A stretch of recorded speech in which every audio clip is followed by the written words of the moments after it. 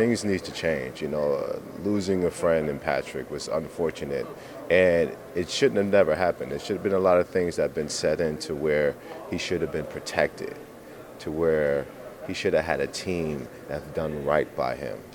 And it's just an unfortunate situation.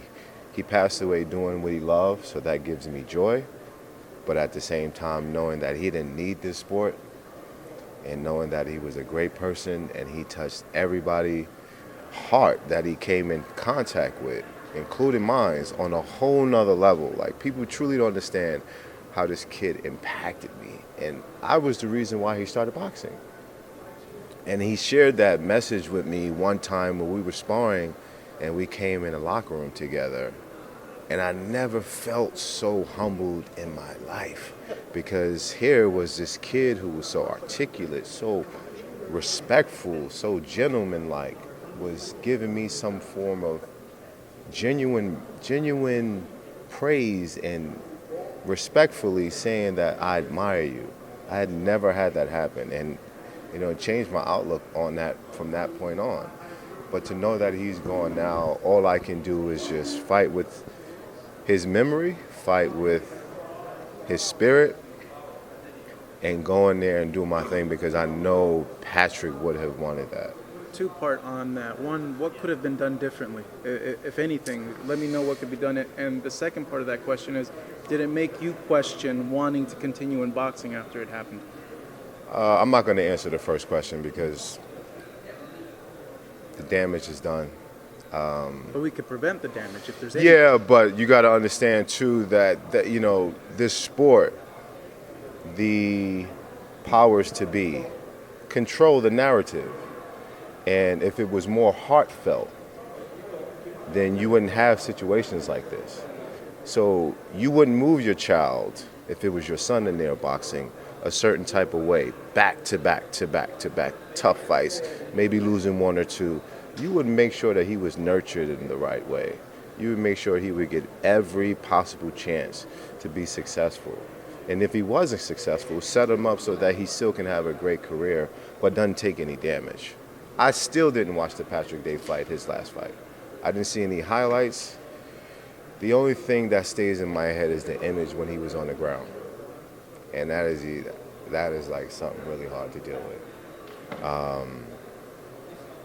I really don't want to say, but I'm going to go in there, and I know my boy's going to be watching down, and I know that, like, I can just see that beautiful smile that he had, like, man.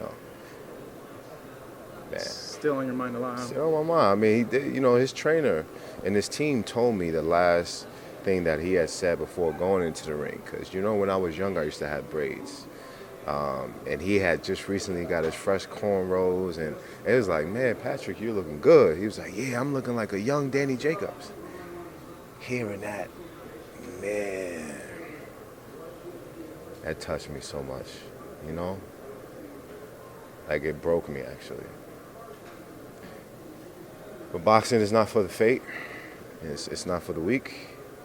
You have to keep on keeping on. So it's unfortunate situations like this that you're going to realize that you're human and that you're impacted by things like this, or people who are so beautiful.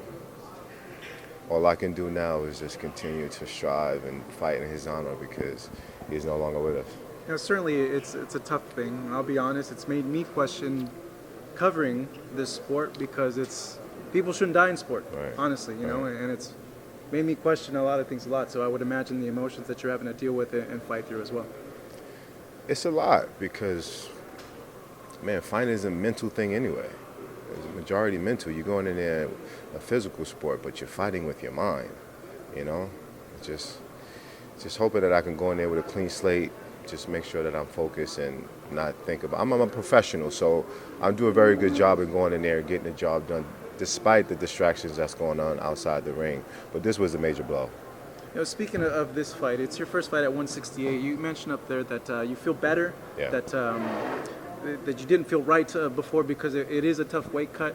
Is that what you're alluding to, that the weight cut would hamper your performances in the past?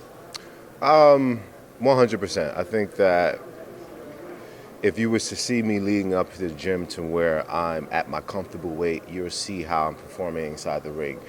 Till it's actually time to get inside the ring, when I've cut all that weight, you'll see the difference in my performances. So it's evident. I know what I need to do to change it. Those changes are made. It was necessary, and now I'm looking forward to being that superstar that I know I can be with the superstar skill set. Do you feel like you have more energy, like more power? Like how You would have you more of describe everything. You have more of everything, yeah. Yeah. With this fight, I know a lot of people have written Junior off. They feel that he's not focused, he's not Yeah. dedicated, that a lot of people see him as a joke. Right. How are you seeing him coming in this fight, honestly? Well, I take every fight. It has nothing to do with my opponent. I take every fight seriously. I take when you have a man in there that's trying to come over there and take your head off, you have to be prepared for anything, because in boxing, you could get hit on the break and get knocked out, you know? So you just have to be prepared for everything. And that's what this fight for me, that's how I'm taking it. It's a new clean slate, new chapter, if you will. And I think that my fans will be really excited with what I have to bring to the table. So thank you guys. I appreciate On the that. last thing, did you feel that Golovkin beat Derevyanchenko? You had a close fight with I didn't Derevyanchenko. see the whole fight, but from what I hear, I'm hearing that Sergey did a really good job. But it was kind of like a similar situation with my fight. He got off to a slow start, and he finished fairly strong. So I have to go back and see it. But I wish both fighters the best of luck. Canelo pound for pound #1 because of the knockout?